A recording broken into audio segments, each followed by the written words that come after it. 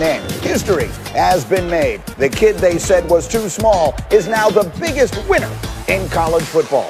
All that and more as we get up with you, starting right now on a Wednesday from our Seaport studios. Mike Greenberg here, delighted you are with us on what will be a very busy day, working our way towards Wild Card Weekend, and the squad is ready to go. It is officially haircut day on Get Up. Neek is here, Dan Graziano freshly short, Desmond Howard, and Ryan Clark. I hardly recognize you when you pop up this morning. Everybody got their haircut today. No one gave me the memo. But we begin with the news from Cleveland. It is a developing story, and it's not good. The Browns will be without their head coach, Kevin Stefanski, among others, in their wild card playoff matchup against the Steelers on Sunday night. Stefanski testing positive for COVID-19, along with two other coaches and two players, sources have told ESPN. And the Browns have released a statement that reads, in part, "Our facility is currently closed while contact tracing is taking place. The team will continue to consult with the league and medical experts to determine the appropriate next steps,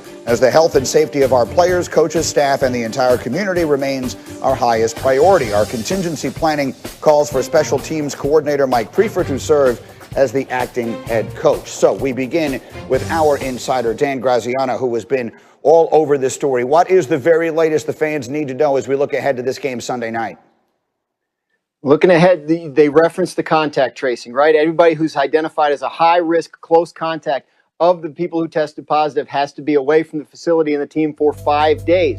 However, that means those people could conceivably participate in Sunday in the playoff game, because 5 days would get them back on Saturday in time for that. So assuming there are no further positive tests, it's conceivable the Browns could reopen their facility later today or tomorrow and get back to work. In terms of the possibility of the game being postponed, I know that's a question a lot of people have. That would require a continuation of positive tests, probably multiple per day, like we saw in Baltimore in late November, when that game had to keep getting pushed back to ultimately a Wednesday. So obviously the hope is that that is not the case. So far, the contact tracing has revealed that that's probably not going to be the case, but we're going to continue to monitor the testing results today and tomorrow and Friday to make sure.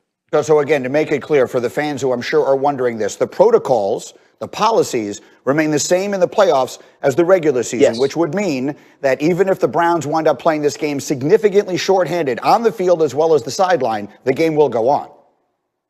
They will not postpone a game for competitive reasons, only for health and safety reasons.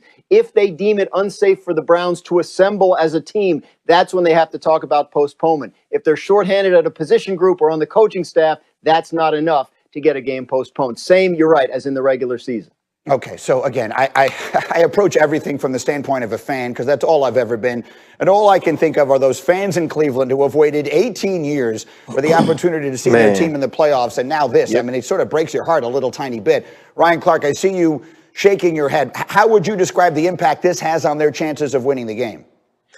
This is a huge impact, Greeny. I don't know if there are 5 head coaches in the league who are more important to their team than Kevin Stefanski is. There hasn't been a Monday morning that Dan Orlowski, Rex Ryan, or I haven't come on this show and talked about how well Baker Mayfield played without tying it directly to Kevin Stefanski, his impact, his schematic mind, and also his play calling. That's every week we come in here saying Kevin Stefanski put Baker Mayfield in the best position to play good football. And when he plays good football, this team wins. And so not only are you losing a head coach, someone that delegates, understands the ebbs and the flows of the games and makes those huge decisions, but you're missing your play caller that's directly tied to the success of your offense, which has elevated this team to a playoff team for the first time in 18 years.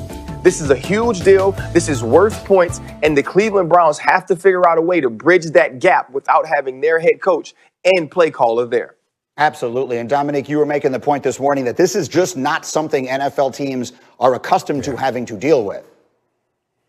Right. I mean, we know how to deal with having a player out because players are out often. Having coaches out is a new thing. That just started this season, so they can't be ready for it. And I think the in-game decisions, as far as like going for it on 4th down or when we go for 2 and those types of things, like that is science mostly. Like you can put together a sheet to tell people when the right time to do those things are. But game planning and calling plays and also adjusting in game.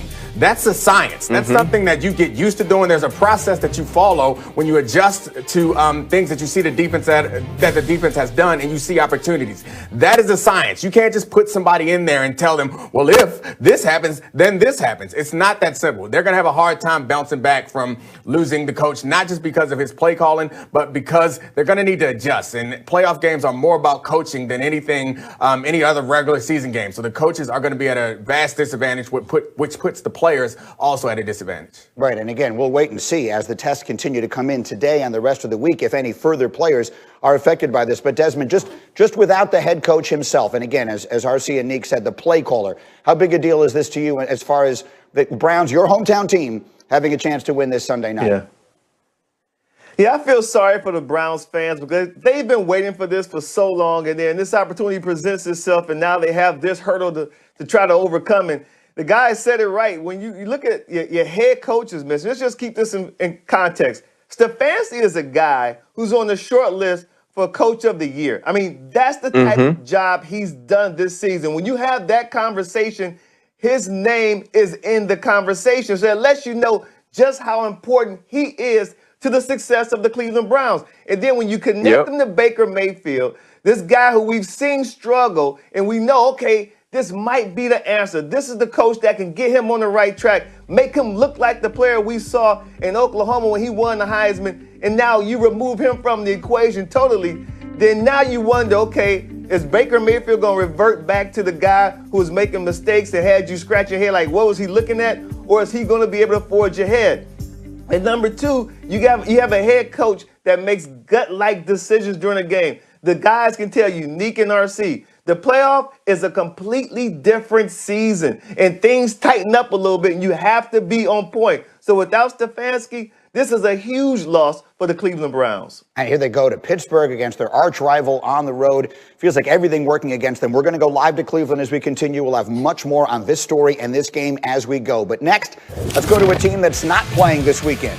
The Philadelphia flop continues to reverberate within their building. Yesterday, running back Miles Sanders said, quote, nobody on the team was in favor of the decision to pull quarterback Jalen Hurts during a 3-point game in the fourth quarter against Washington on Sunday night. Here's Sanders with more.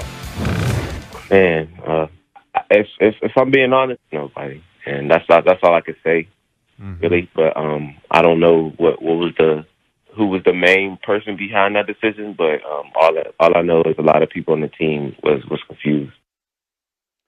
So we've had sort of a fascinating array of opinion on this story over the course of this week. But Dominique Foxworth, I've not heard from you. What is your take on what Sanders said, the decision that was made, and the whole big picture in Philadelphia?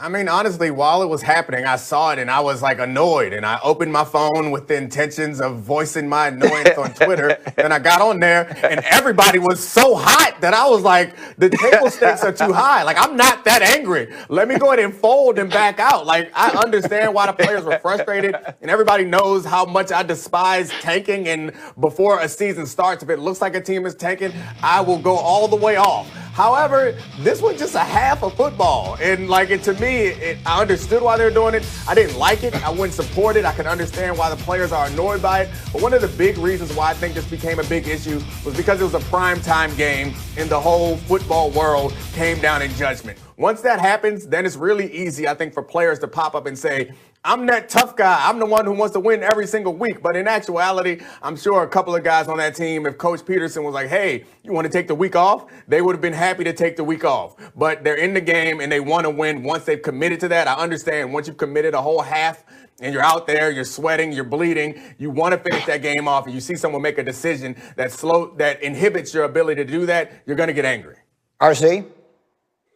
Listen, right now, see, the reason he had to shut his phone off or get up out of Twitter was because he was lukewarm. And, you've been in the church. You know what they say when you lukewarm, you get spat out the mouth. And so he knew he shouldn't have said anything. And he's absolutely wrong as well, right? Like these guys aren't being influenced by the outside world, because the reason that it was a primetime game because it was a game that was going to decide who won the NFC East. It was a game that the NFL was expecting to be competitive. And there's two different things. When I hear Miles Sanders talk, and he said,